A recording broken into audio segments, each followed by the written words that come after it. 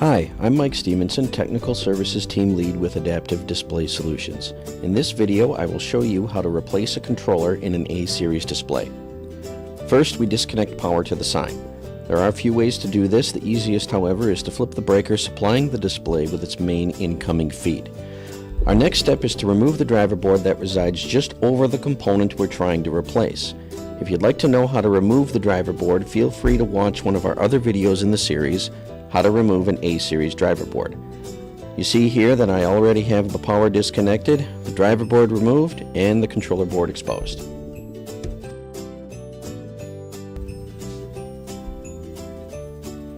So the first thing we do when we take a controller board out is to disconnect all of the cables. You see there I just got the Ethernet communication, the HDMI, the power, and the RS-485 communication. Now we remove the screws that hold the controller board in place onto the plate. Now I'd suggest you get a thin Phillips head screwdriver like I have here. Makes it easier to get these screws out. You want to be careful that you don't drop the screws. They are quite tiny and you can lose them in the bottom of the sign.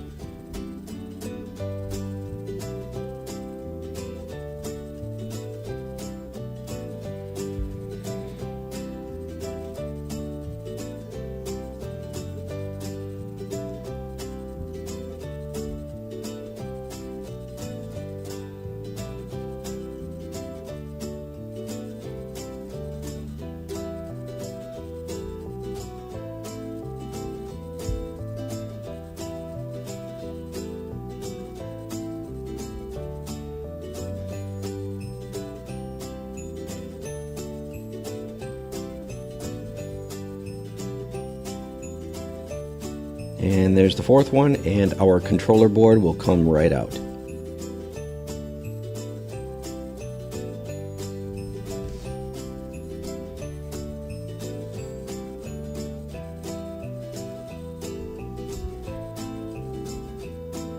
Now I've got our new controller board right here. And what I usually do in this case is I put the controller board in there, line it up on the posts, but then I'll take the HDMI connector and I'll go ahead and plug that in. It holds the controller board in place onto the posts so that I can use two hands to put the screws in.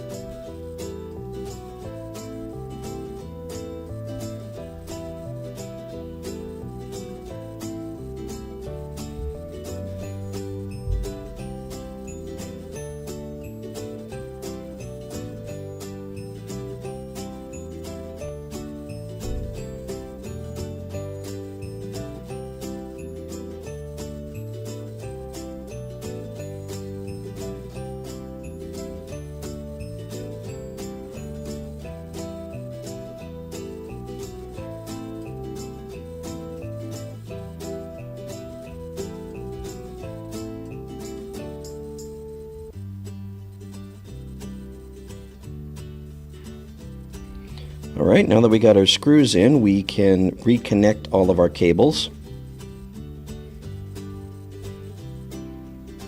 There's the RS-485 COM and our power.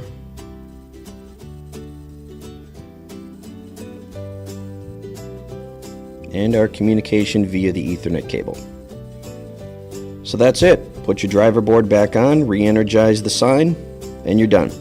Thanks for watching.